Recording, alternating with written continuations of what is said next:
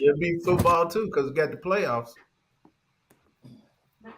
Well, the last game. But we can record it next Sunday and then put it out later. Well, that's what I'm saying. We can film after the playoffs stop. Like the playoffs will be over at 7, 8 o'clock. So we filmed at 8. All right. We are live. We're back with Talking Preps basketball. I have the whole crew here. We got Sammy sitting in the back.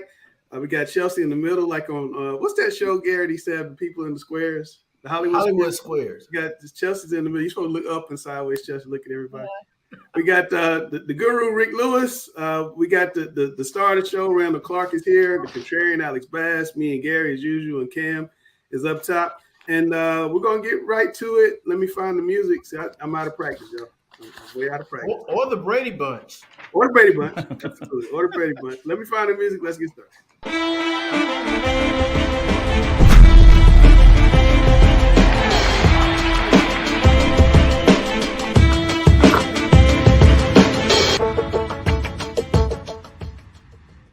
All right, the first thing on my script says the round table.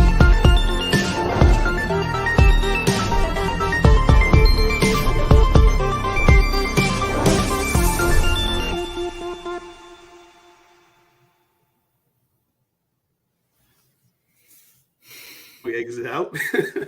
All right, we had two big holiday tournaments in December. Rick Lewis had the Anthony Morris shootout in Charlotte. We had the annual John Wall event in Raleigh. Chelsea, what were some of the highlights of the Wall? I know you went and you were pretty amazed by what you saw. Yeah, so I was at the girls' tournament most of the day, and they got a lot of out-of-state teams. And I think two of those teams I want to highlight is Morris Catholic from New Jersey and Purcell Marian from Ohio. And both those teams actually went to the championship. So that was a really exciting game. Morris Catholic has two twins, the Paldo twins. You know, they call them the backcourt twins. And they are just incredibly impressive. They're only sophomores. And then especially on the boys' side, just seeing a lot of the North Carolina kids come home. A lot of those kids are all the way in prolific prep. And then just really seeing, you know, the high-level talent and all the high commits. Yeah. Rick, we saw prolific prep play combine. There was a lot of controversy around that game. Did the game live up to the hype? To some degree, it did. I mean, Prolific ended up winning the game. I think what Prolific Prep is doing, they're wanting to be part of the national championship conversation. Although they're not a legit school, they don't use fifth-year players. So the controversy came because Combine had one kid that was a fifth-year guy, and they didn't want to play a team with a fifth-year guy on the roster. But I do think that's the trend that we're going to see is more and more schools will not have fifth-year guys. Yeah. Alex, just your thoughts of the John Wall before we wrap it up. I know you were there each night. I know you have kind of conflicting feelings about what it was versus where it's going, but kind of talk about the tournament a little bit. Impressive performances by Drake Powell and Northwood and Farmville Central and Josh Short. Just like to praise Mr. Powell for what he showed us on both ends of the court, particularly on the defensive end as he went toe-to-toe with DJ Wagner of Camden out of New Jersey. And Mr. Powell showed us his tremendous mid-range game on the offensive end of the floor. Truly a five-star talent in the class of 2024, committed to North Carolina, and he continues to get better and better. He's one of those young men who is quantifiably better and better each year that we get the high honor and great privilege of watching him, and now leading yet another 3A championship contender. Yeah. Also, Josh Short of Farmville Central. Farmville Central played in one 18 brackets championship game and did a tremendous job of showing how he could be the best player on the floor. Despite in one game, he went scoreless in the second and third quarter, but did the little things in terms of the way he created space, the way he was able to draw double teams to create opportunities for his teammates with passing, the way he was able to show that he is an apt ball handler in the open court, and that he is just very worthy of being in the Mr. Basketball conversation for a Farmville Central team that will contend for a 2A state championship again. So just those two things, Drake Powell and Northwood, Josh Short, Farmville Central. We saw two Mr. Basketball contenders and two leaders of teams who will contend for state championships. Yeah, I was leaving Chapel Hill yesterday. The Notre Dame, North Carolina game didn't go so well for my son in Notre Dame, but I didn't realize how close Northwood was to Chapel Hill. Yes. Down the street, it's like right there. I was like, wow, it's right here. And then next week, Chelsea's going to have a sit down with Josh Short on the debut of Chelsea World for Basketball. So definitely look out for that. Randall, in Charlotte, Rick had the big tournament, the Anthony Morrow tournament, first year. How did it go in your eyes?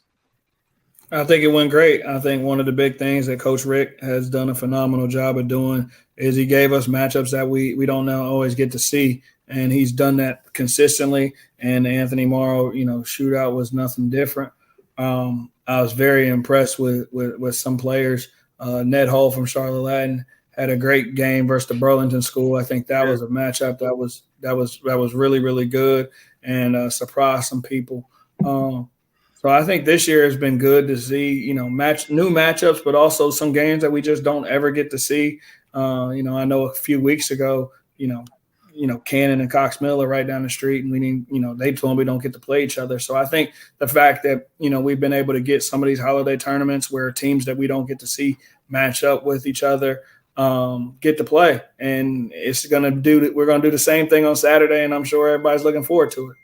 Yeah, I was really happy to see the public and private schools playing. Rick give people the matchups they wanted to see. Rick, where does it go from here? Well, the thing that we want to talk about first, too, is you look at it, we had 6 of the 7 state champions playing in this event. And probably you look at the public and the private school, we're probably going to have the majority of the teams that played in this event will compete for a state championship this year. I think where we go from here is we really want to make this the premier pre-Christmas event in the entire country. And the goal is basically to have a city championship and throw in some nice showcase games where you might bring in some of the best teams outside the area and play some of the best teams around the state. I do think Charlotte is loaded with talent. And I think the most important thing is the city of Charlotte deserves it.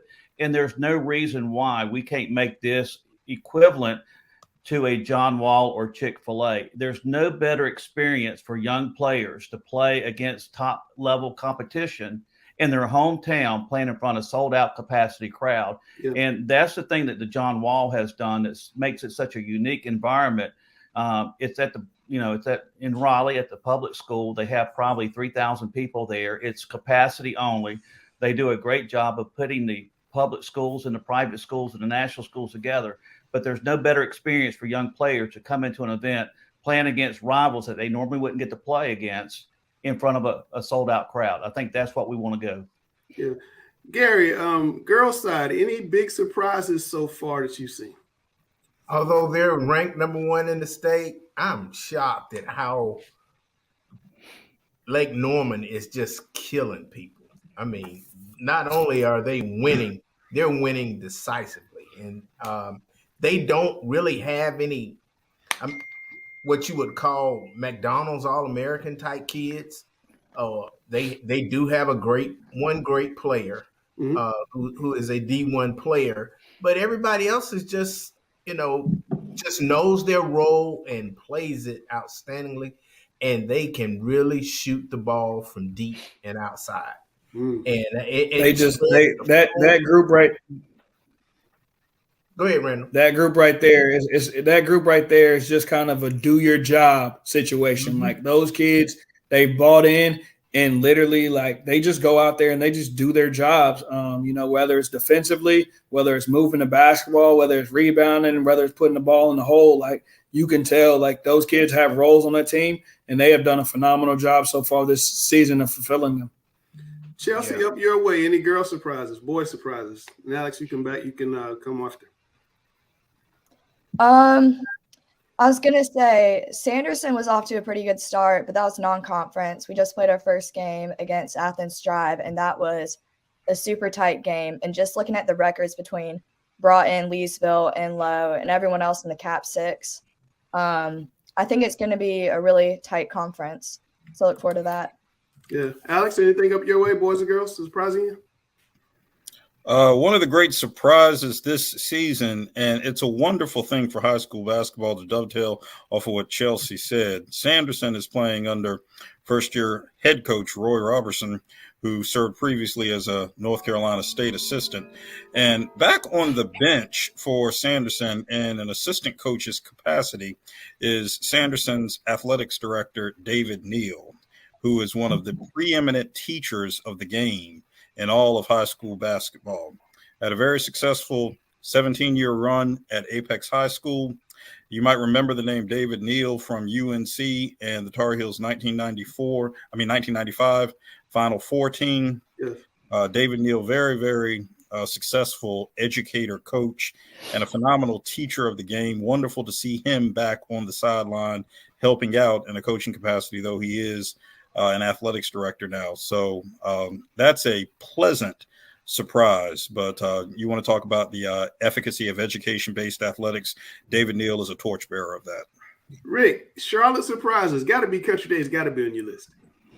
Well, I have four surprises, basically. First of all, United Faith with Darian Holloway as a first-year coach.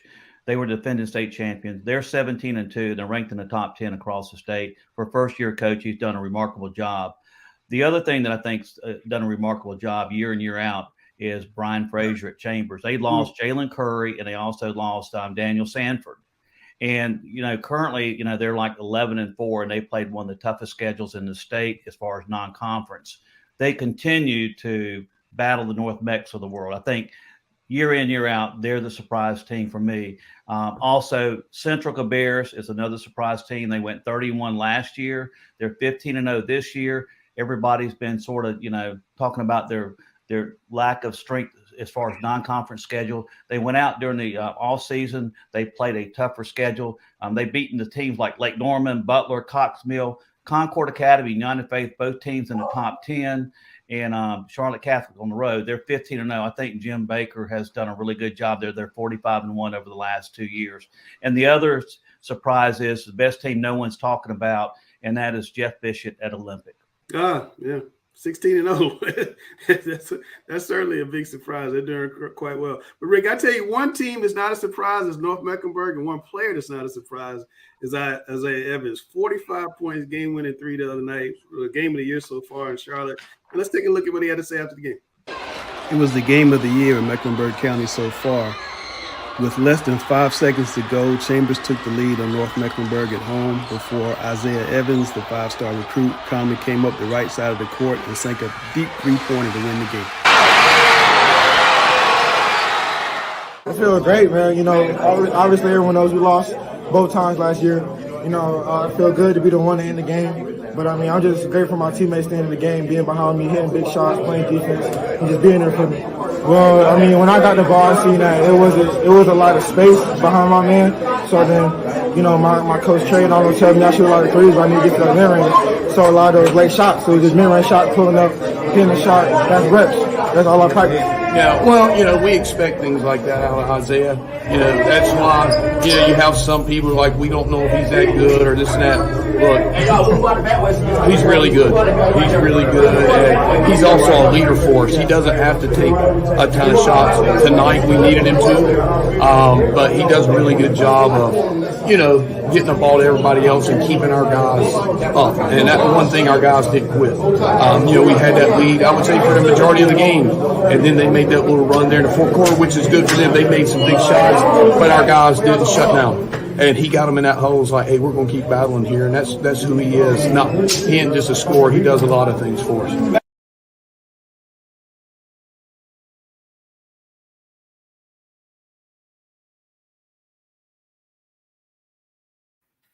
Okay, well, first thing before we transition here to follow up on that wonderful piece right there.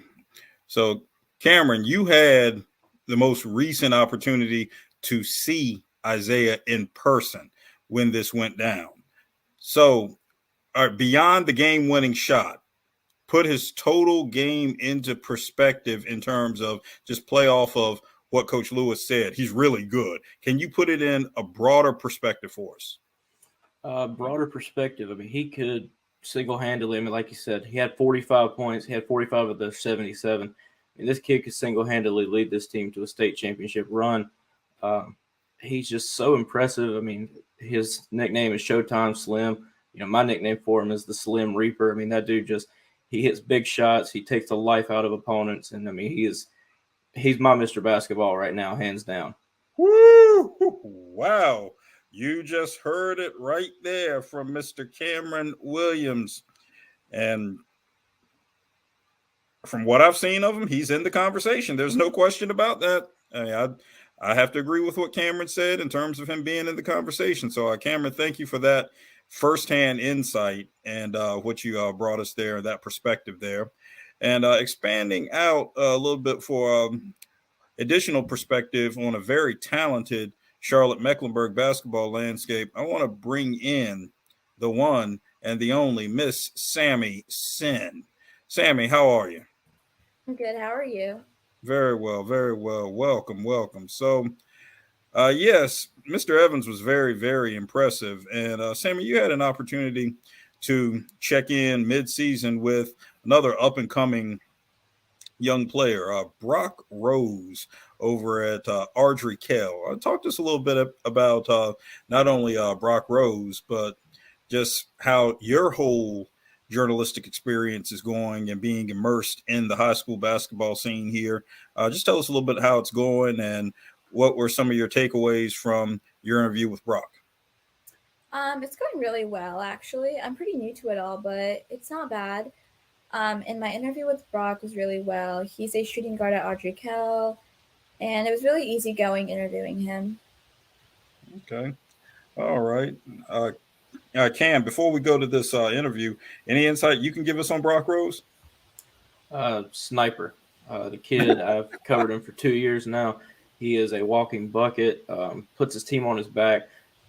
Ardrey Kell lost their point guard last year, so from what I've seen, he brings the ball up the floor sometimes this year. Brock's just a really talented kid. All right. Well, let's see talent and talent. Talent on the court and talent on the journalism waves by Miss Sammy Sin right here. Let's go to this interview.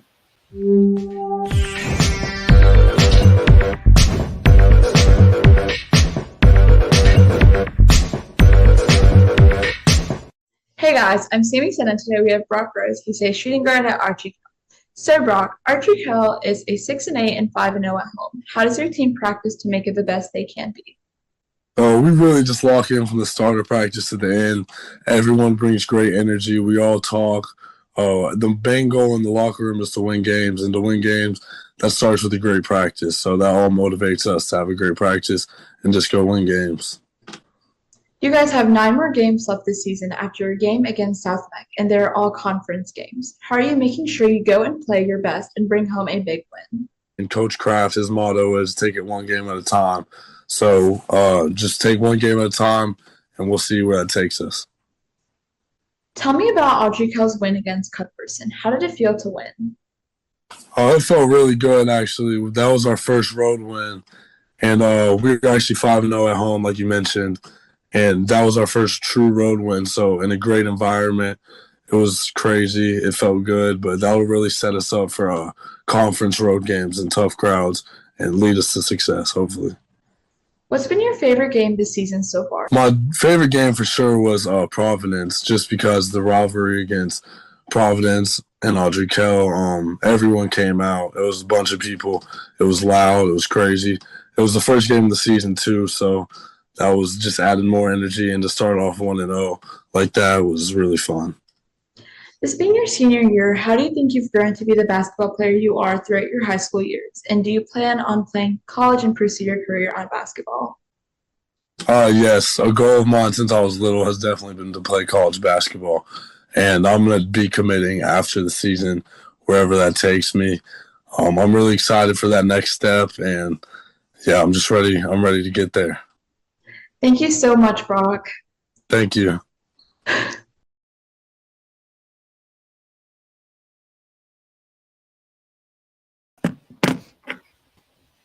Oops. The outtakes from that video are really cool. I'm gonna play with those outtakes you guys had, Sammy. I thought that was really cool. Coach Griner is always on here when Chelsea gets done. What does he always say that you have to say, Chelsea? Oh, what Griner? What I always say? Now, what does he always ask you to say? How to reach you? Hit or my DMs. Hit your DMs. Okay. Sammy, how do people get in touch with you? How to hit your DMs? You can just DM me on Instagram or Twitter, anything, any type of social media. Yeah, so reach out to Sammy so you can get featured on the Crowd Observer, the News Observer. As Chelsea always says, it's the most coverage you can get anywhere in the state of North Carolina. All right, we got my man Randall back, and so I got to bring in Trey Horton, the newest member of the Huff basketball team. I'm a little scared of this interview. Wow. I'm going to be honest. I would be scared too. Trey is committed to Texas El Paso. How you doing, Trey? I'm doing good. How are you? Doing well. Sammy, I think you got the first question for Mr. Horton. I do? Yeah. Oh. I got a question for Ronald. All right, go ahead. Sammy, go next. All right, come on, Randy. What's the question, bro?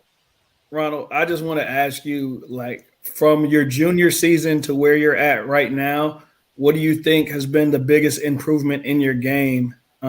Mainly because I think a lot of people just thought of you and looked at you as just a catch and shoot guy. And I think this spring and summer and into this season, you kind of blossomed and shown people other aspects of your game. So I just wanted to get your thoughts on that. I really think it happened right after that, my junior season. You know, I got in the gym with you and worked on, other aspects of my game, like my ball handling, creating off the dribble for not just myself, but my teammates as well. So I think, that work that I put in and after the season really showed in the spring and in the summer. Sammy? Okay, so Trey, you're a big-time three-point shooter. Which ACC team leads the league in a three-point percentage? No, not that one. Not that one. Oh, no. Oh, see? Which one? No, Trey, you're a really good three-point shooter. How does a player develop that type of skill? And is it never too late to start? Can I become a good three-point shooter at 56? I mean, I think you can. It's really all about, repetition and having a good foundation. I was blessed to, work with some pretty good trainers in the past. I've set my shot up well, and I think I have pretty good mechanics, and I kind of just built on that as the years passed. Chelsea. Trey, just last week you went from Providence Day to Huff. That's private school to public school. Have there been any differences in the culture? I think it's, they were both great cultures. I think there's definitely some differences between, the two. But I mean, I think I enjoy both of them is what I'm trying to hit at, but I don't think there's really been, many significant differences in culture. And to follow up, I know you had all your friends at Providence Day. Was it hard leaving that? Yeah, it was. It was really a tough decision for me. Senior year, you want to have fun, be around your friends. But at the same time, I feel like I just had to do, what's best for me at the moment. So that made that transition much easier, just putting that into perspective. Randall, what I want to know is, I know you work out, Trey. You work out like everybody who's good in Charlotte, but is he a hard worker or does he come in and slack it off? As long as Alexander's not in the gym with him, he's a great worker. Nah, Trey comes in, and I don't normally have problems with Trey. Like, we just get to work. We have a lot of different things that we're working on. For him, it's a little bit different right now because I have been in contact with the staff at UTEP. So not only are we working on stuff that he needs, for high school, but we're also mixing in some of the stuff that I know he's going to need for college already. So he never knows what he's walking into. And so, some days we're working on stuff that we're using right now. Sometimes we're working on stuff we're working on, in the future. And then, Group has a rule that you got to run a 6-minute mile. So last week we had a bunch of fun trying to get that mile time. It was awesome. What was your first mile time, Trey?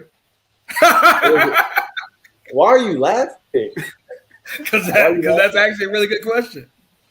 I think what was it, Randy? You would have one time me. You said it was 6:20. First one was 6:20. That's not bad. I'd be proud of that. Yeah, you have much to go from that. What's Group been like? Group used to co-host the show. We know he's a bunch of fun on the show, but what's he like to play for? I feel like he gives a lot of energy, practicing the court, so it's easy to pick up energy from him during the game as well.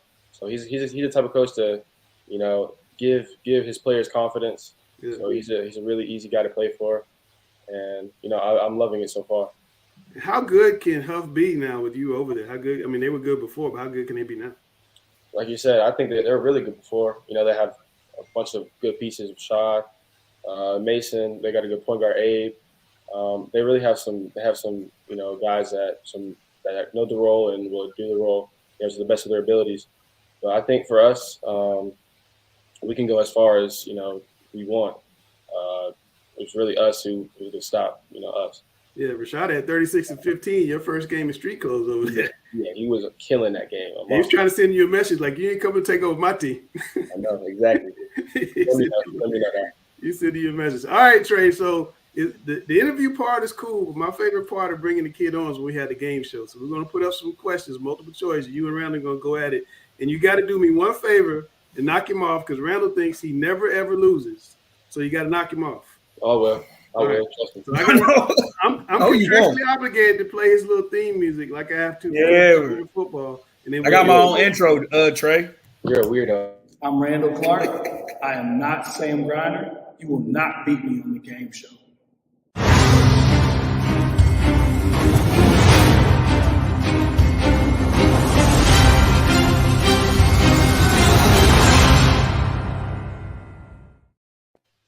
All right, you know what? I really messed up because I can't tell which question comes in which order. So you guys got to bear with me one second. It's the first show of the season.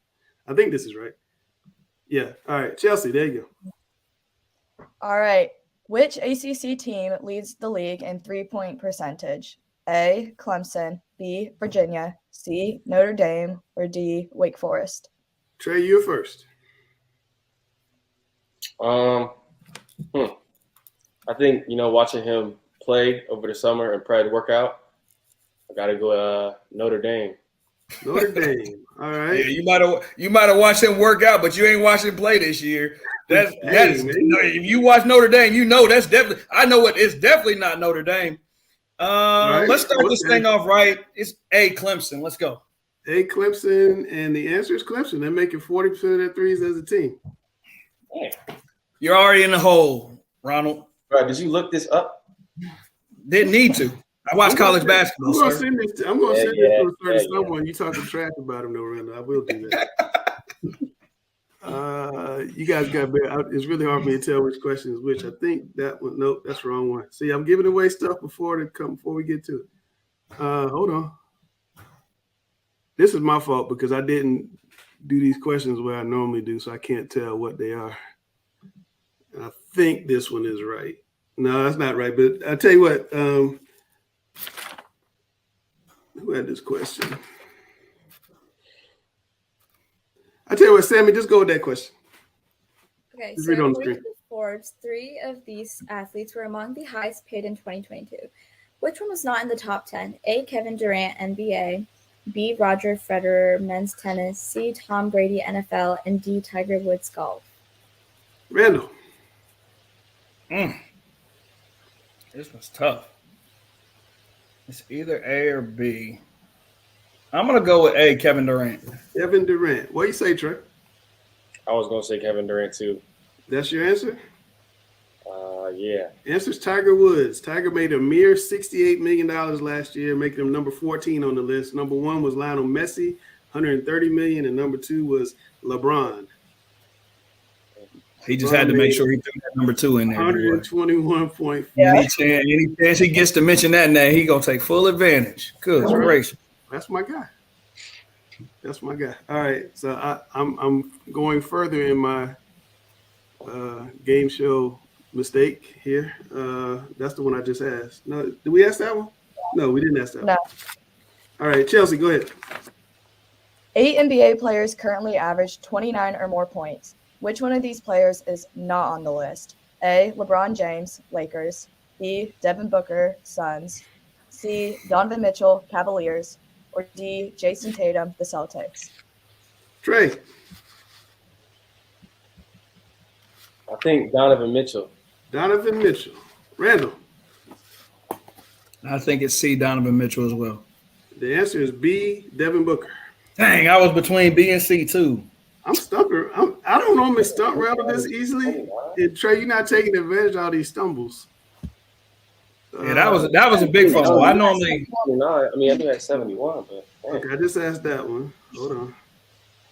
I apologize for those of you watching. I'm normally better than this, but I really messed up of how I listed these questions. I can't tell which is which. All right, Sammy, read that one. It's the #1 rap song on Spotify and is performed by an artist whose real name is Gloria Woods. She teams up with Cardi B on this track. Name it. A. Hotel lobby. B. Sleazy flow.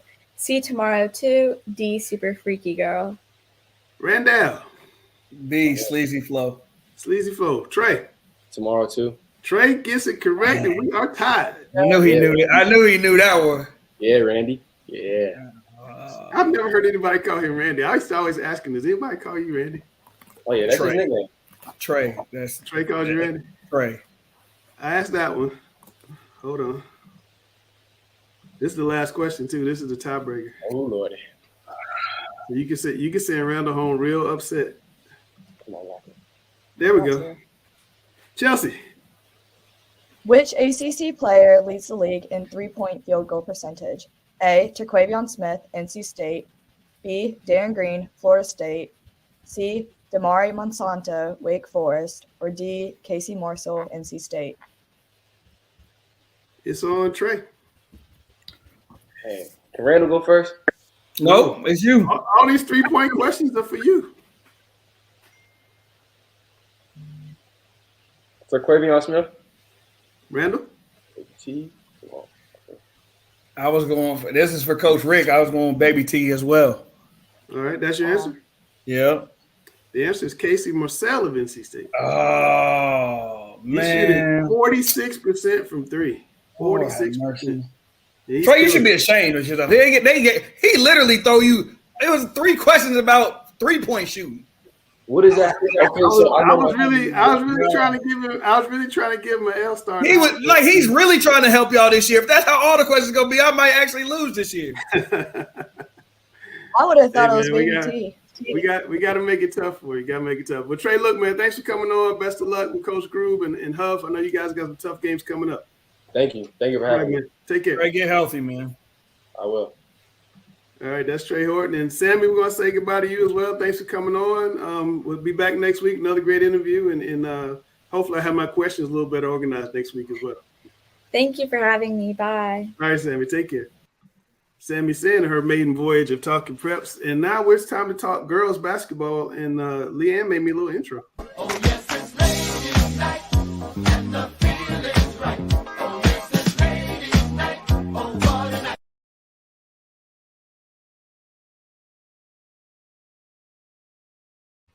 Randall, tell me about the girls basketball games of the week. Whew. I mean, we got Myers Park and South Meck, which is always a good battle, a good road test. I think that'll be a good game. We talked about surprises. Let me wait on that one. We talked about surprises. And I think the team for me on the girls' side has been the biggest surprise has been Mallard Creek, just because they're so young. They're really young, and Coach Dixon has done a great job. So I'm expecting that game Friday night versus Chambers to be pretty electric. We talked about Lake Norman. They got Cox Mill this week. They've really been just rolling everybody, just like Gary said. And then I think the game that'll kind of fly under the radar for a lot of people is going to be East Rutherford and Mallard Creek on Saturday. East Rutherford being unbeaten, going to Mallard Creek is going to be, be a true test for them. And so we're going to find out really how good that East Rutherford team is come Saturday afternoon. What do you think about that Myers Park game, though? Both those teams are undefeated in conference, both won 3 in a row. I know Myers Park's best player is not 100%, but what do you think about that game? That could decide a conference champion. It probably does. It probably does decide the conference championship. I think it'll be a really, really good test for Myers Park because Mia Zaris is not 100% right now. Yep. But I think that they play so many games without her, and I think it's really done wonders for some of those other kids. I think Jaren Truesdale's confidence has been lifted. I think Raven Alexander's confidence has been lifted. I think Reese is doing a better job. So they're all playing better. And I think, Mia is one of those people that she can just kind of slide in. So I think, this is going to be a really tight game. I'm guessing it'll be a couple possessions, here or there. Really just determining on who takes care of the basketball better, I think ends up being a determining factor Tuesday night. Shouldn't Grandma be coach of the year? Oh my gosh, she's gonna get you. Like she's gonna get you. Like that's been a whole year. You still call her grandma. I didn't call I'm not falling on the sword for you. I didn't call Barbara Nelson grandma. When I see her, I'm gonna be like, that's all Langston. Yeah. Myers Park's played a tough schedule too. They have. Barbara Nelson deserves a lot of credit for losing her best player and going and playing the team she played and doing as well as she's done. I think as they continue to get healthy, Myers Park is going to be in the mix with the Lake Normans and the Malik Creeks and the North Mex. I think as we get down to it, I think the 4A girls playoffs could sneaky be really good in the West this year. They could be really, really I'm gonna good. tell you a team to be on the lookout for around February is Malik Creek. Yeah, they're young. They are young, but they're getting better. They got the two old guys back on the bench helping out. I knew they weren't going anywhere. Yeah, they try to act like they're not into it, but they back into it because they used to success. Yeah, let's back out and look at Chelsea's big game of the week this week. What you got, Chelsea? So this week I'm headed to Wakefield at Millbrook High School, and I got to see Millbrook in the Girls John Wall tournament to kind of get an early look at them, and I was really impressed. Love watching Rachel Douglas. She's a great player. But I think one thing that really stands out to me is Wakefield has such a young team. If they even have any seniors, I think they're absolutely just sophomore, freshman heavy. But nonetheless, I think they're a little overlooked for the talent they have. And no matter the outcome of this game, I think it'll be a great conference matchup and also really shining some light on the younger talent that Wakefield has. Alex, what 4A team do you think can come out of the East and meet one of these Western teams in the championship game? And we also got, the Northern Gilbert team in Greensboro is really good too in the West. I'll look at a handful of teams. And if you kind of look back at what happened last year, so you had Millbrook, which ran the table undefeated at its conference. You had Hillside, which ran the table undefeated in its conference. You had Cardinal Gibbons, which ran the table undefeated in its conference. You had Panther Creek, which was in a wicked conference. My goodness. That Southwestern Wake with Apex Friendship and Indian Navarre last year. Yeah. And they're very good again. Green Level is always competitive. That's just an absolutely wicked conference. So I'd begin with those four. Okay. And you have Panther Creek beat Cardinal Gibbons. Cardinal Gibbons beat Millbrook. Hillside beat Cardinal Gibbons. They've all been beating up on each other. It's really going to set the stage for a competitive, if the bracket plays out like it should, then that Eastern regional, quote unquote, those last four could be very good. They've all been beating up on each other. So I'd begin with those four. The other side note I make on the game of the week about which Chelsea spoke so eloquently, and we want to talk 3-pointers like we were talking on the game show, and maybe we can get Wakefield girls coach Donald Williams into the mix. He hit a few 3-pointers back in the day. He sure did hit a few in the Final Four for sure. Look at Gary smiling down there. So if we want to talk 3-pointers, Donald Williams, let's go. Yeah, absolutely. I didn't know he was there. I didn't know he was coaching there. Yeah, he's coaching there. All right, Alex. One team we didn't hear you mention was Southeast Raleigh. Have they fallen off? I wouldn't say fallen off. Not what they have been, but certainly in the mix again.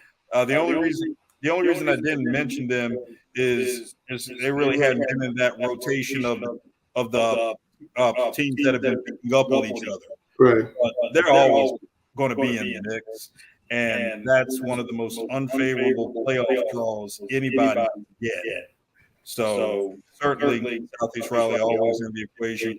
Maybe not in the same ways of the past 15 years or so, but I don't want to see them in the playoffs.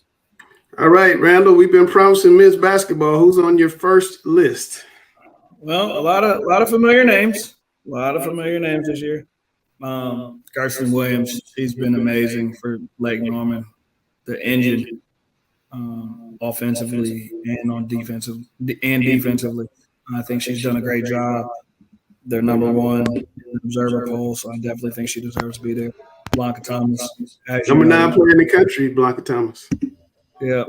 6'5", shot blocker, doing a great job. Maria Jones over at North Pitt is just filling it up offensively for them. Chelsea, hold on. Chelsea says she's a buggy. What do you know about Zamaria Jones, Chelsea? I watched her in the Girls John Wall tournament, and win or lose, I think she was MVP nearly every game they played in, if not every game. And her stats are just incredible. And she, for how young she is too, I mean, I was incredibly impressed by her. Well, I tell you, the girl, we were doing our observer preview section. We were asking all the girls. Randa came up with this question, asked the girls who was the best player you ever faced, and almost everybody said Sarah Strong. Randa, what's up with Sarah Strong? It's a walking double-double, and she is a nightmare. There's not too many kids that I struggle to coach against, and she is. She can score inside, she can score outside. It's amazing what that kid can do. Her vision, passing the basketball, she can beat you in so many ways. Kylie Chavis is another player down there in that Pembroke area. She does a great job of not only scoring but rebounding the basketball, just like Lainey Smith at Chapel Hill. Samaya Suffern is someone who I've got to watch and see kind of grow the last 4 years over at Cannon. Virginia Tech got them a great get. Like Chelsea mentioned earlier, Rachel Douglas, another kid that puts the ball in the basket, can score from all three levels. She's really good. Samantha Sheehan is a young kid on this list who we don't necessarily see. She's doing a great job at Lake Norman. How good is Lake Norman? They got two girls on Miss Basketball. Yeah, Lake Norman is really good. Lake Norman is really good, and like we said earlier at the beginning of the show, they have kids that just do their job. They have kids that could go get 20, but they also have kids on the team who might not score in a game, but their defense has been amazing, and they'll just lock you down. So, everybody kind of understands, it doesn't seem like there's egos involved. It seems like everybody's just trying to win basketball games right now. Emerson Thompson over at Falls Lake, she's a great point guard. She actually plays in the summertime with Sarah. She can put the ball in the hole and is really leading right now the state in assists. And then to round out the list, both Jada Angel and Jemiah Blakeney, they just put the ball in the hole right now. Is this list in order, or you were just naming folks as they came to your mind? Order. There is no specific order. No specific right now. No specific order yet. We decided on 12 names, so these are the 12 people that I put on my Miss Basketball watch list for right now. Okay, well, we'll trim down this list as the season goes along, and players can play their way on or play their way off, and then we'll get down to a final three in the playoffs, and maybe we'll try to do it like football, have all three girls and all three boys come on and let Randall and Rick hand out the Miss Basketball Awards. They're the biggest awards in the state. We have fun with that in football. Grace put a ton of work into that during football season, so shout out. Grace had a baby, by the way, so shout out Grace. Have a little girl. All right, we got Grace had a baby. He had a son. Yes, he did. A son. I'm sorry. He had a Grace had a baby. Yes. Yeah. Grace had a baby. No. Alex, here Alex is. Here we go. Bad about a man who just I was waiting. I can't believe it took him 43 minutes, but here we go. No, I was just saying Grace had a baby. Yes, he did. He did. He also watches the show. All right, Randall, it's time to talk about your All Observer. Let's start with the third team. Who made third team All Observer midseason? Third team right now. Olivia Robertson, like we talked about, we talked about the young players over at Mallard Creek. She's on there. Cameron Kitchen, who has done a great job at Independence. I think a lot of people were questioning how good that team was going to be once Kaylee Carson went down in preseason with her ACL injury. There really hasn't been a big drop off. Cameron has been a big reason why. Taryn Truesdale at Myers Park also, leading the Mustangs while Mia Zaris has been injured. Jemiah Blakeney, who we just talked about, has done a really good job scoring the basketball for Forest Hills.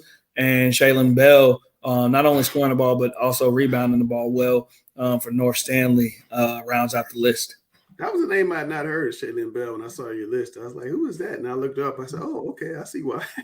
Yeah. Girl, second team Randall. Here we go.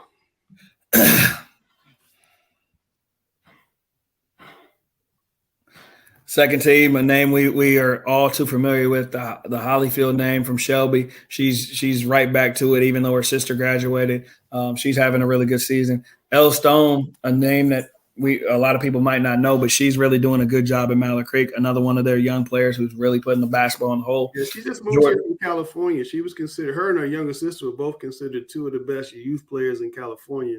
The dad moved, the whole family moved to Charlotte. Dad's going to be coaching at Harding, but they called her Baby LeBron out in California. So that's the kid who I haven't got to see yet, but I'm excited to see her. I've seen her. She is very good, and she's long and can handle the ball.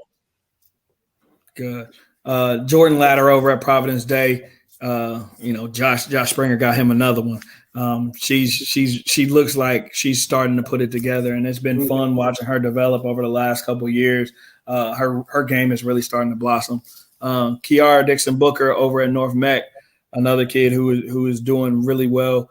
I don't think a lot of people were sure how good North Mech was going to be, but they came out very strong, and they're sitting at number 2 right now on the Observer Sweet 16. And Kate Sears is gonna what school round out. Here we go. She goes to Watauga, Langston. Oh, okay, all right. She goes to Watauga. Thank you. How did I know that was coming? Kate, for those of you who don't know, Randall calls Watauga Watuga. Oh my gosh! Now I'm going to be hearing from all the Watauga people for the rest of the night. Thanks, Langston. I really appreciate that. Oh my gosh, Lord have mercy. Jordan Latter, though, shout out to her. She had 24 points against Asheville Christian, which is the defending state 3A champions in the private school side. Led Providence State to a big win. She's having a great season. She's had a great career as well. All right, let's find out who made the first team All Observer first team and the player and coach of the year. Well, first off is Blanca Thomas. She's done a great job over at Catholic, really leading the way for the Cougars. I don't necessarily think they've gotten off to the greatest of starts, but I still think there's a lot of basketball to be played, and I think there are a lot of people that are counting them out. So I'm going to be really interested to see the run that they make in February, because I think they could be one of those dark horse teams that can creep up on some people and give people a lot of problems when the state playoffs get here. Nevaeh Farmar, a name that we always see on this list. She's done a great job for North Mech, really leading them on both ends of the floor. Samaya Suffern, who we talked about earlier over at Cannon, she'll be going to play for Virginia Tech next year. She's done a really good job. Kirsten Lewis Williams again. It's so funny that we talked about so many of these kids already. She's really just all around playing well for Lake Norman. And last but not least, Samantha Sheehan, who, as we mentioned earlier, is shooting the lights out for Lake Norman right now. My coach of the year. What's that? You say KD is coach of the year. What was behind KD is coach of the year. I think they weren't on my radar at the beginning of the season. Let's just call it what it is. I mean, obviously, I figured KD was gonna, they were gonna be all right. And I follow KD on Facebook, and she before the season told people like, "Listen, we're gonna be good." And I was like, "Oh, okay." So that kind of got my attention. But now, like watching them as we've gotten into non-conference, and now that we get in the conference, they're a really good basketball team. I think she's done a great job. And it's hard when you have a bunch of freshmen and sophomores, and you got new kids that are coming in. And I think she's done a phenomenal job up to this point. So, mid-season coach of the year for me.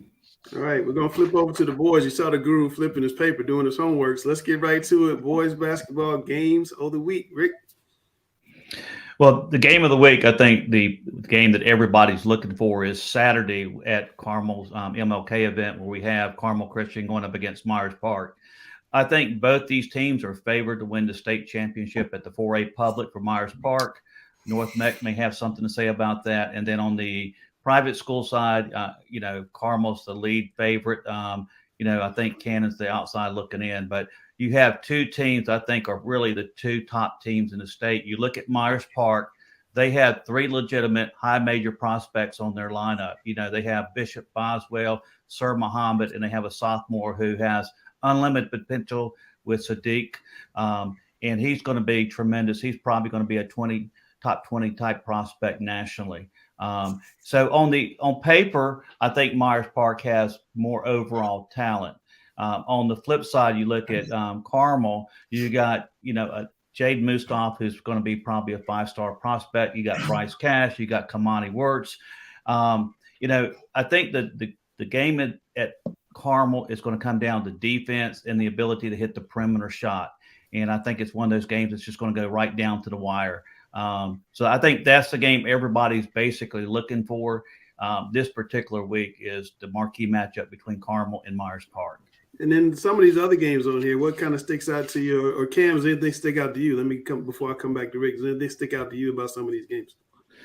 Well, you look at Hopewell playing North Meck. That's going to be at North Meck, and North Meck just doesn't lose very often at home. Hopewell's a very talented team. They have Quay Watson.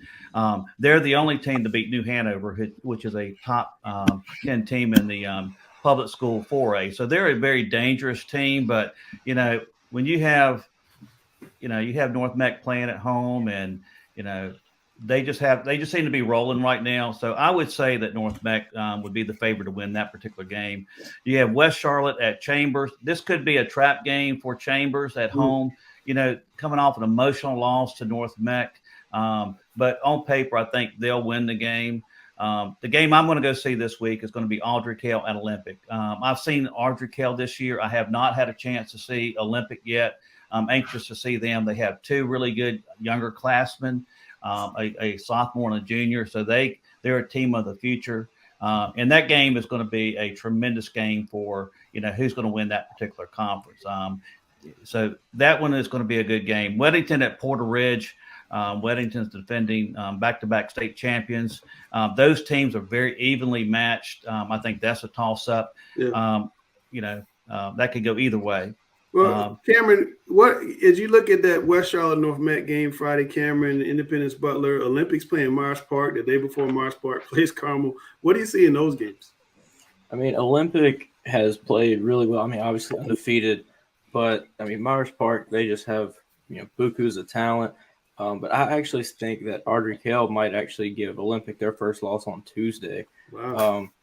Olympic people are probably going to hate me because I picked against them when they played Audrey Kell during football season. But Audrey Kell, they're very talented. I think their record really isn't indicative of how solid that team is. Mm-hmm. But, I mean, Olympic, you can't argue with undefeated. But West Charlotte and Chambers, Hopewell and North Meck, that was the game I was going to talk about. North Met, I want to see how Evans performs, after such a big game that he had this past week. I think, Hopewell played Chambers to a 1-point game.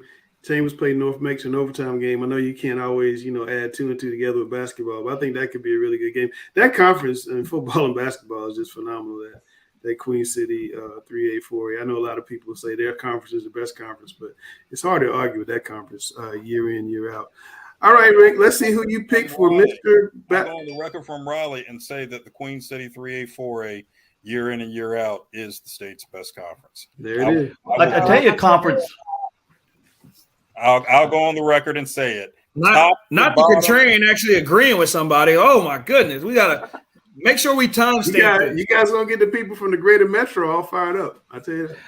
I tell you, the conference is going to be fun to watch this year, and that's the Southwestern 4A. Yes.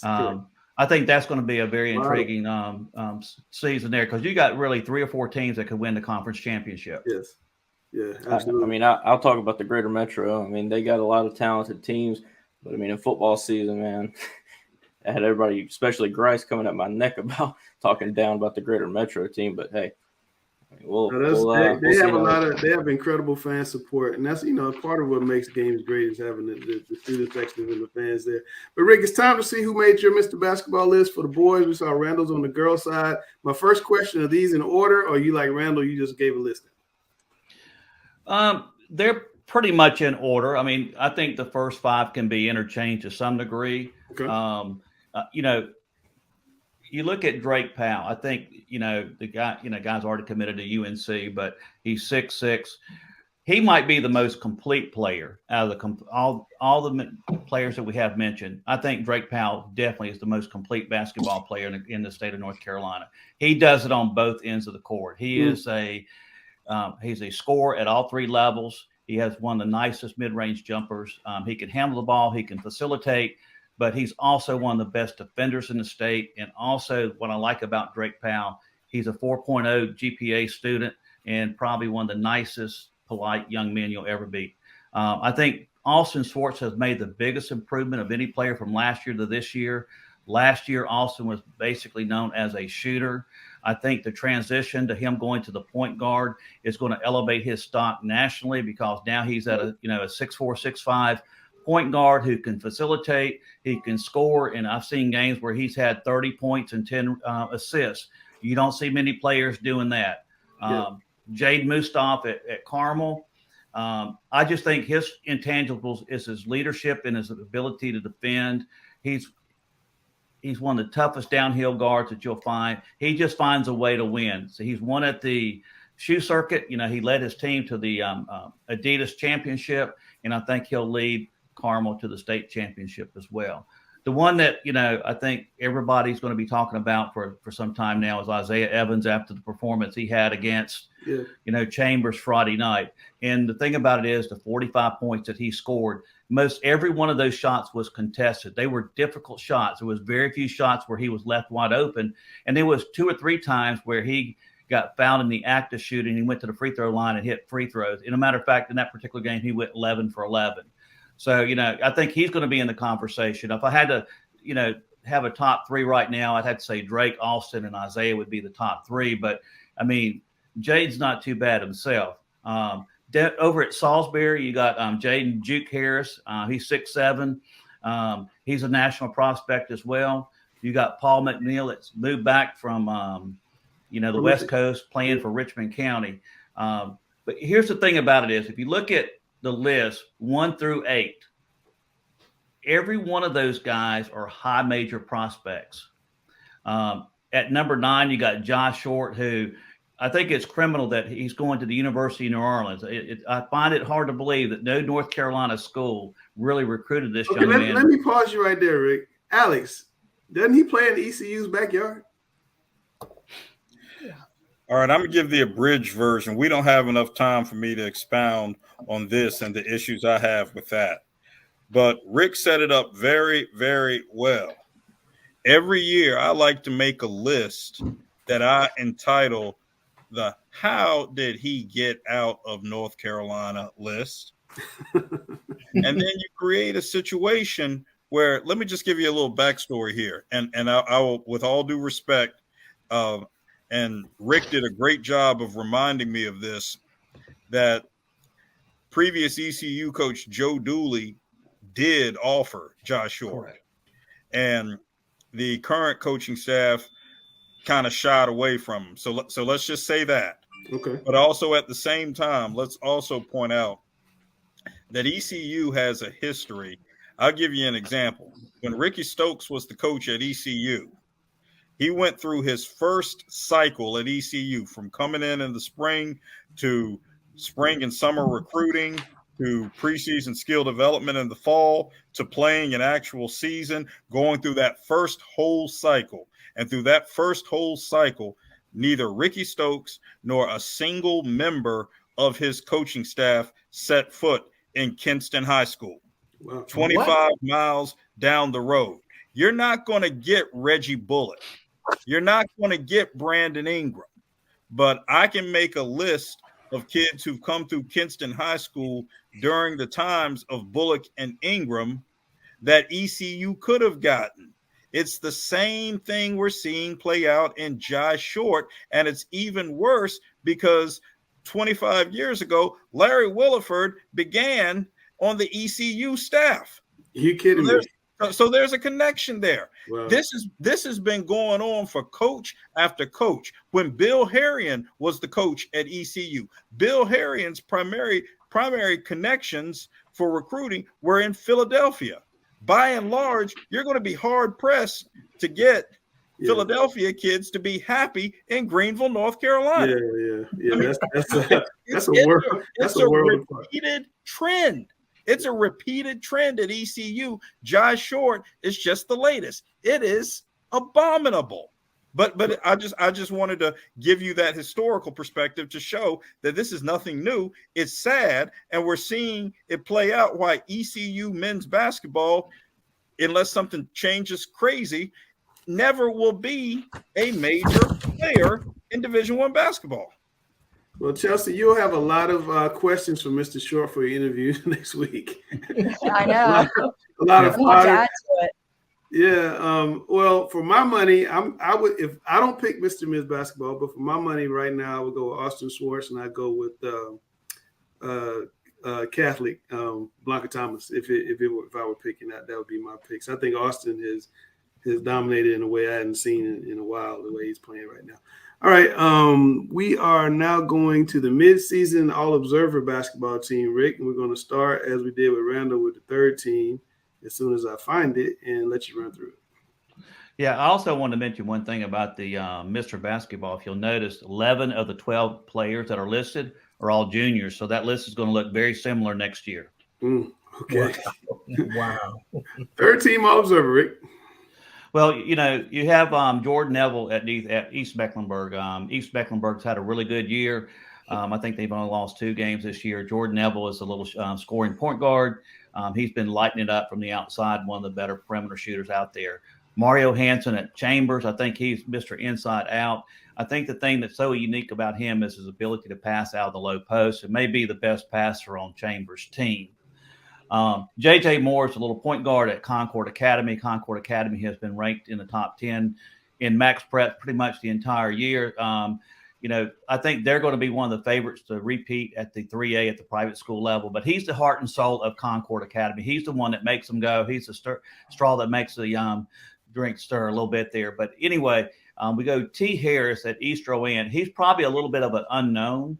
I've had a chance to watch him. He's 6'6". He's bouncy. He's athletic. He's averaged about 26 points a game. Ooh. And, you know, he's one of these guys that's flying under the radar. Unfortunately, East Rowan doesn't have a really good team this year, but I didn't want to take that away from him. And also, 6'8", so Michael Wilkins. He's in the sophomore class. We have him currently ranked number 1 in the sophomore class, and he's starting to gain a lot of national attention.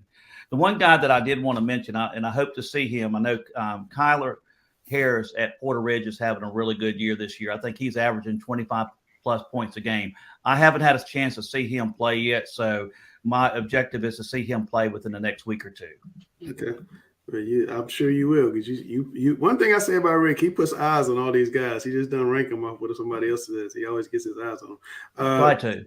Second team, Rick. Well, Sir Muhammad is one of these players. He's a nationally ranked player as well. Again, you know, you look at his stats, the stats will not blow you away. He's averaging double figures, but he gets rebounds. He makes assists. He's a playmaker, but also he's a great defender. He's one of these guys that does all the intangibles, and a lot of the things he does on the basketball court doesn't always show up in the box score. Right. Jaden Thompson, to me, is he's one of these guys you're sitting there going, why doesn't this young man have some offers at a D1 or D2 level school? But Jaden Thompson is also the heart and soul for Central Cabarrus. They're currently 15-0, and he is the leading scorer on the team, and he averages about 5 assists, 5 rebounds, and 5 steals per game. You know, the lack of recruitment in Jaden Thompson, to me, is criminal. John Lash at Charlotte Christian, you know, he came off the injury. I haven't had a chance to see him this year. Again, I'm going to go out and see him play as well, but he's having a field day, scoring from all 3 levels and having a great year. Yeah, 50 and 24 in the game. Yeah, not too shabby. Now, I know Gary mentioned Quay Watson earlier. Quay Watson's having a phenomenal year at Hopewell. And, you know, Hopewell's lost about 4 or 5 games, but if you look at their max prep rankings, they're ranked pretty high because they have played a very difficult schedule, and they should be rewarded for it. And a matter of fact, they beat New Hanover, which has only lost 1 game, is ranked in the top 10 in the 4A, which tells you everything you need to know. Randall Pettis is the little point guard at Bessemer City. He's lightning on the court, jet quick. He can score, he can facilitate, and he's going to Northern Kentucky. Yeah, he's a really good player. He is an absolute bucket. They have a young lady over there, his name escaped me, who's also a bucket on the girls' team at Bessemer City. They got a nice little doubleheader duet if you want to stay and watch 2 games. All right, first team, Coach of the Year, Player of the Year, and your first team.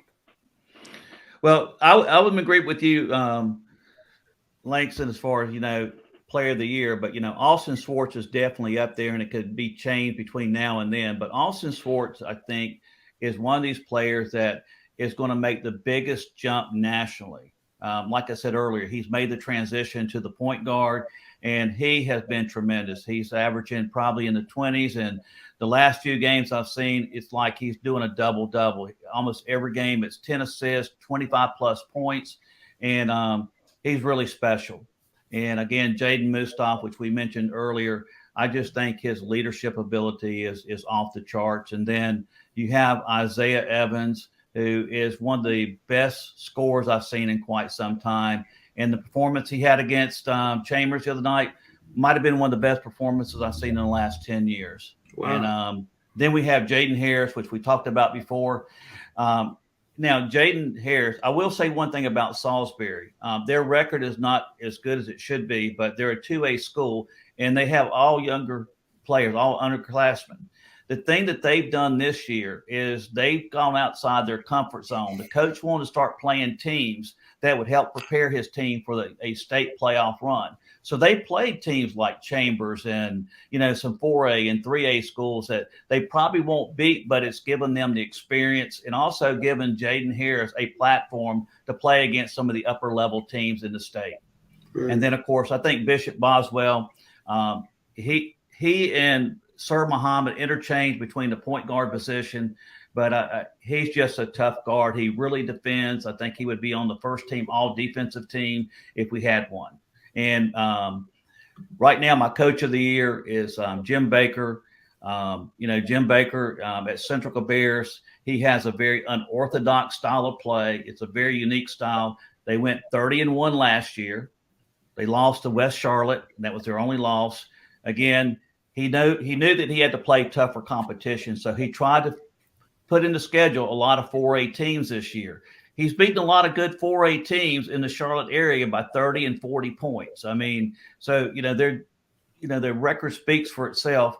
But more importantly, they have beaten United Faith, Concord Academy. They also beat Gaston Day. So they tried to do their very best as far as making a more difficult schedule to get them prepared for the state playoff run. And I do think they will probably be in a state championship game against Northwood and Drake Powell for the 3A. Be one heck of a game. All right, Rick, it's time for you and I to step aside. It's time for Chelsea to make her debut as the host of Coach versus Coach. So for Coach versus Coach, we have Randall and Gary, and we have a lot of interesting topics to go over between the two. Y'all ready to get started? Let's do it. This is always going to be a fun.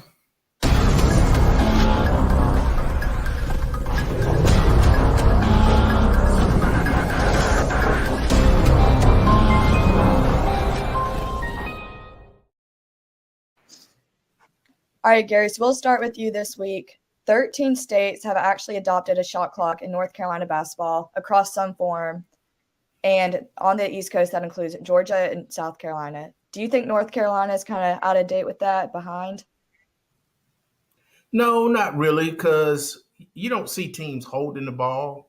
I think the only reason North Carolina hasn't adopted the shot clock is cost. When you add a shot clock, you have to add another scorekeeper, somebody else at the table who just runs the shot clock as well as somebody else running the scoreboard. So I think cost has been the only holdup.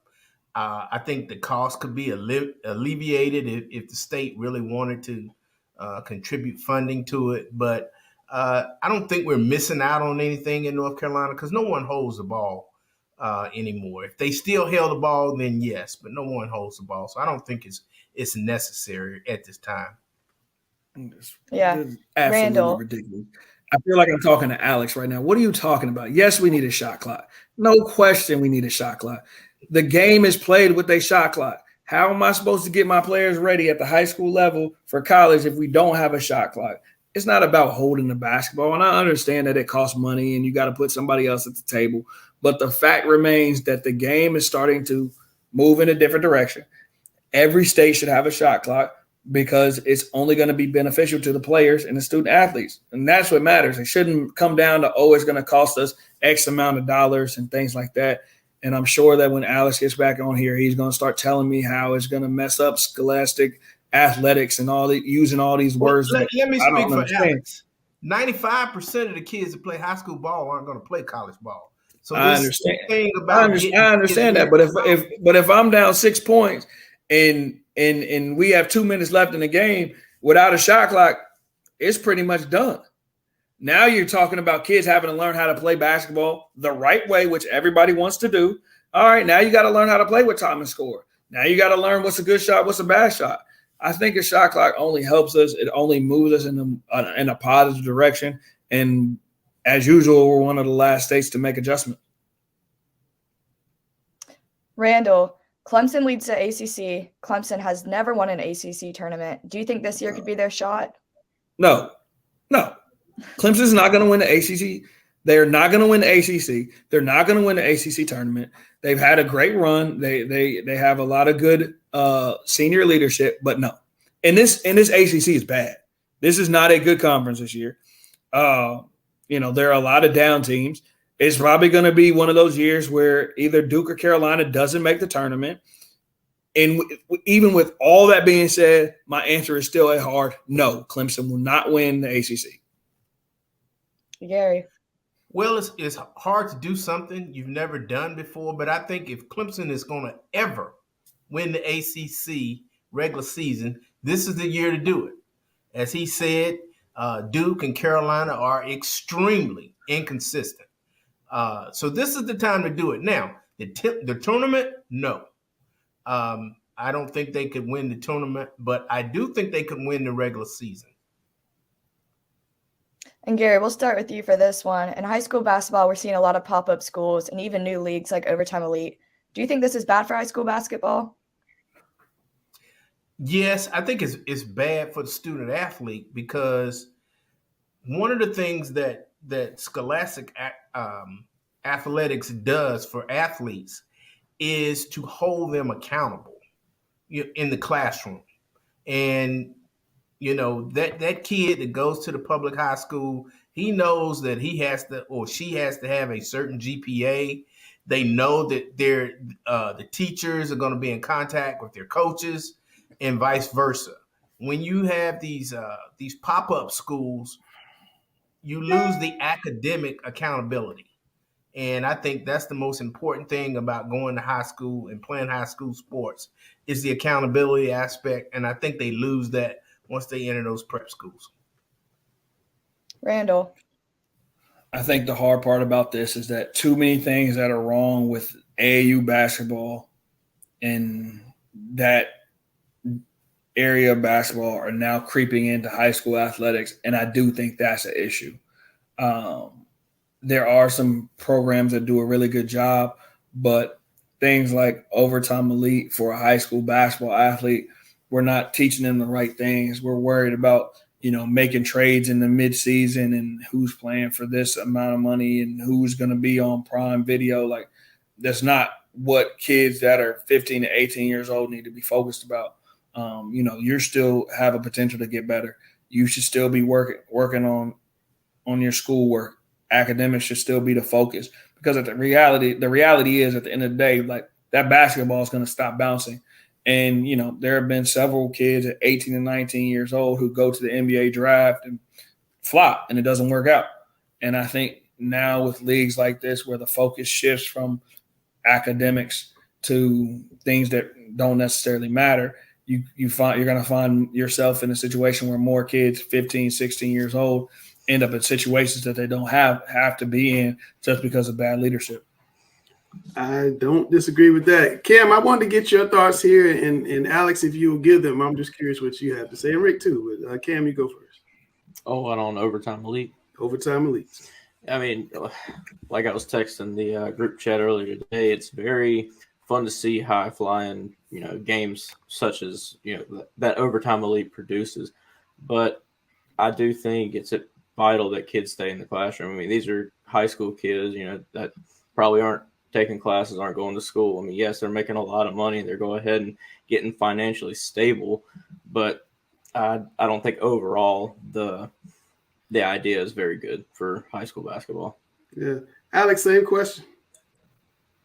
The Talking Prep show is made up of a handful of exemplary journalists and educators committed to the ideals of education-based athletics.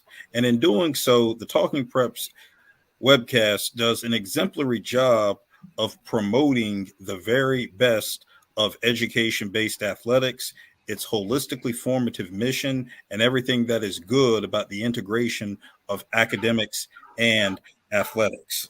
To that end, this webcast is about high school athletics. Overtime Elite is not a representation of high school athletics. So, to the ends of this show being about high school athletics, I will not discuss Overtime Elite on this show, give it no credence whatsoever, give it no credibility, give it no further airtime, no further respect, no further legitimacy on a show which espouses the very best of education-based athletics. I will not discuss it on this show. All right, Rick, I hope you will discuss it. I'm curious what you think. I just think it doesn't prepare these young men for the game of life, which is the most important thing out there, as far as social, going to a classroom and having friends and being at home with your parents and, doing the things that normal kids would do between the ages of 15 and 18. I just doesn't think it prepares them for this whatsoever. And yeah, I know these kids are going to get their money in a short term, but I think long term, there's more negatives associated with it than positives. I just think they don't get focused on the right things. I think they get focused on too many of the wrong things. All money is not good money.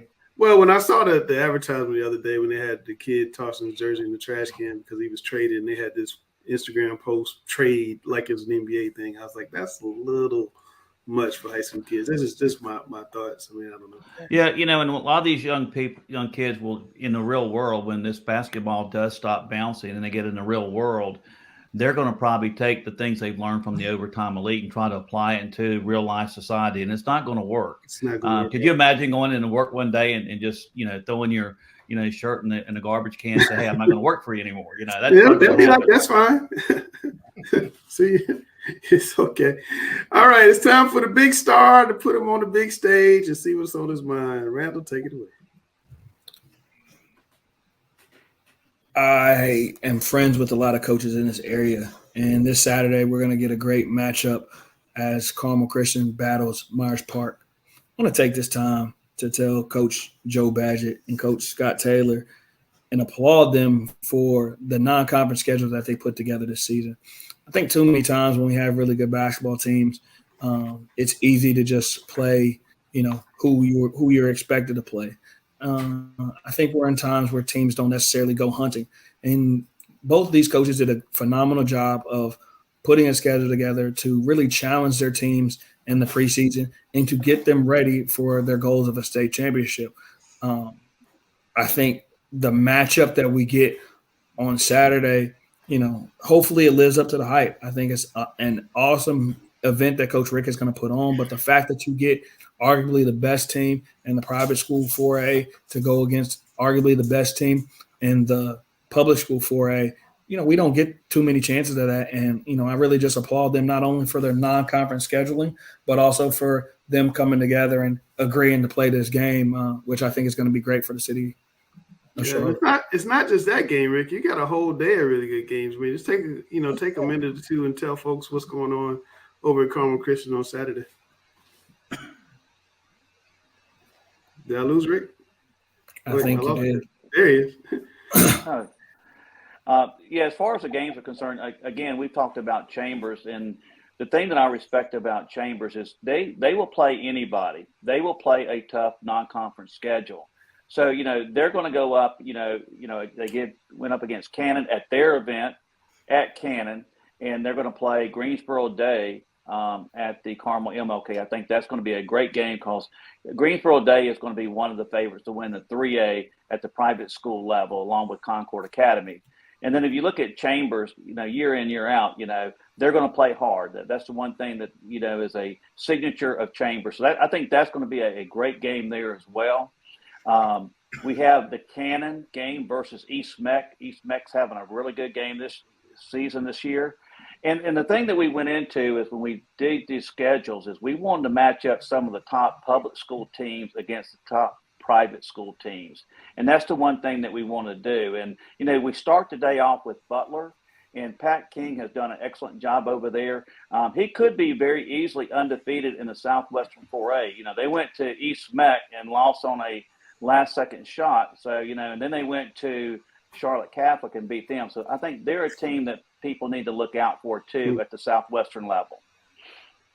Well, it looks like a great tournament. Should be a great event. Get there early, buy your tickets early because it's going to sell out. And wear something. Coach Rick, when do tickets go on sale for that? I think they're on sale right now. I think Carmel has a link, and I can send that to everybody and put it on social media that they are selling tickets in advance. Yeah, and just make sure you wear something that's layerable so you can like come out of a coat, come out of a sweatshirt because it's gonna be a little warm in there. It's gonna be hot. It's gonna be hot in there. It's gonna be hot in there. This should be fun. All right, this was and man, we're not even anywhere close to heavy, Alex. We're hour 20. Mm-hmm. So I'll have Bryce and Griner. We do pretty good. Listen, it's only week 1.